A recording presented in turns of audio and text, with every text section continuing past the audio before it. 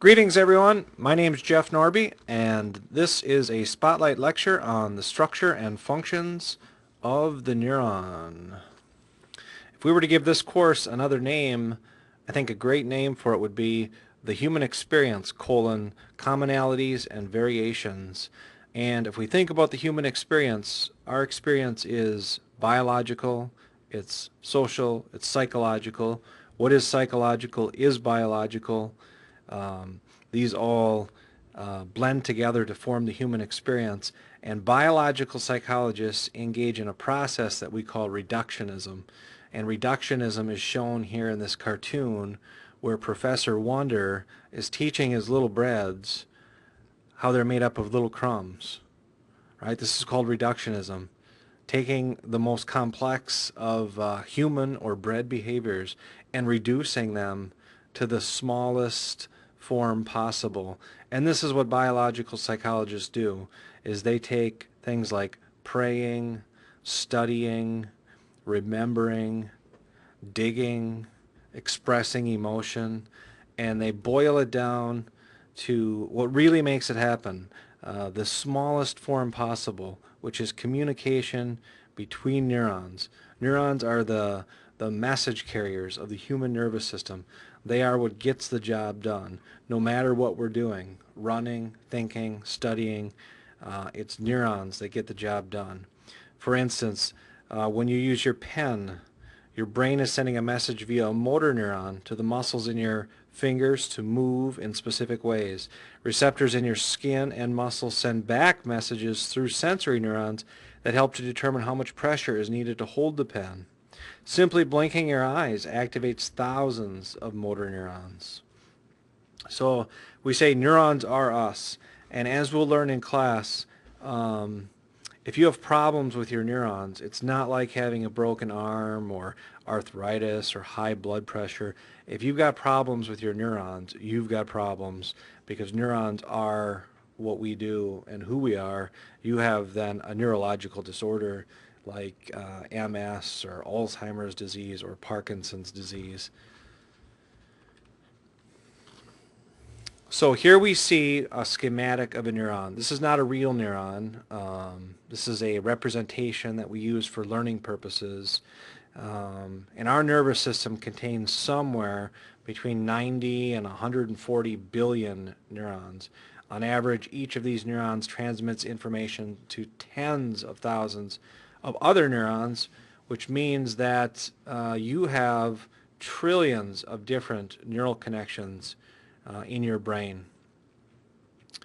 Um, and so here we see the main parts, the cell body, the axon, dendrites, terminal branches. You'll see a picture like this in your textbook.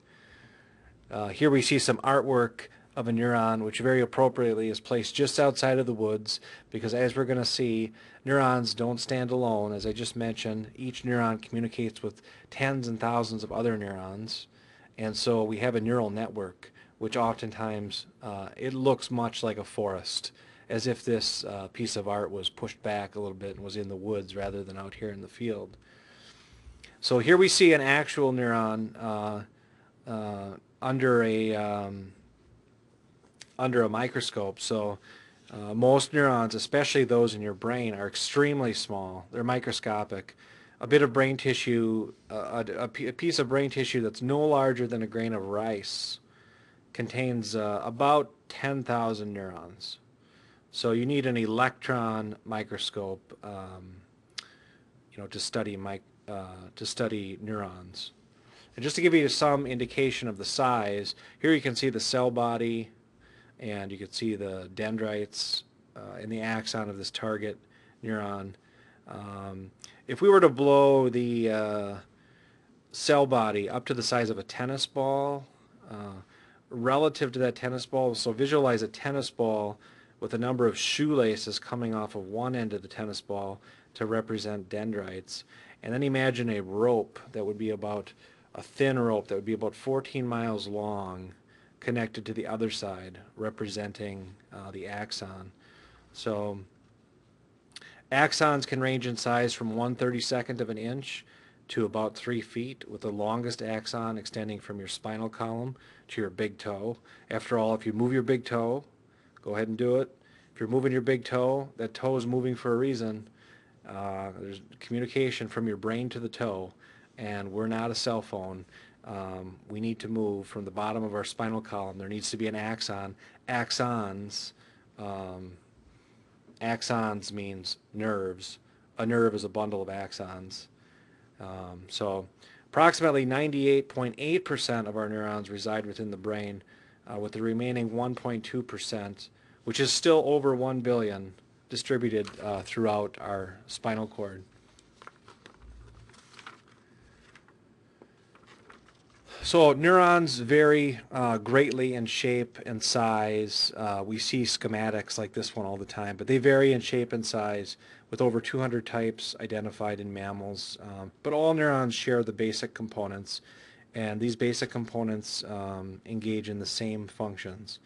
And so here we see dendrites, the bushy extensions coming off the cell body on the left.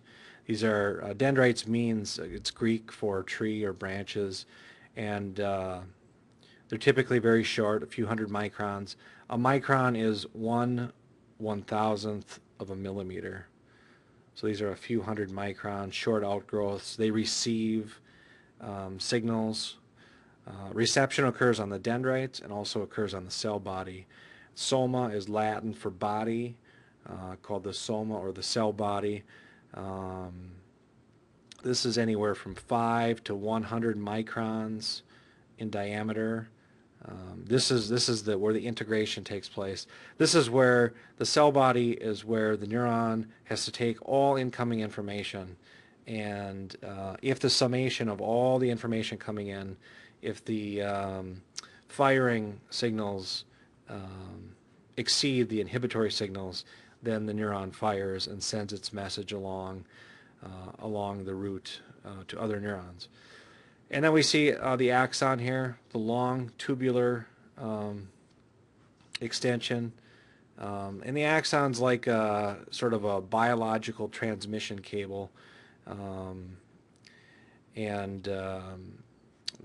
But the signal that's sent is much slower than, say, a household electrical current. And if a neuron receives enough stimulation, as I just said, through its dendrites and through its cell body, then an impulse is transmitted down the length of the axon. So, and of course, here you see the axon. A bundle of axons is called a nerve, just so we get some language here that we understand. An axon would not be visible, but some nerves are visible. So a bundle of axons is called a nerve. Of course, you've probably had or heard of a pinched nerve. So a pinched nerve would hurt because a pinched nerve is axons, and are axons. And axons are neurons are how we feel. So obviously, if you pinch them, it's going to hurt. And such a bundling of axons can kind of be compared to that bundling of cords that you might have behind your computer.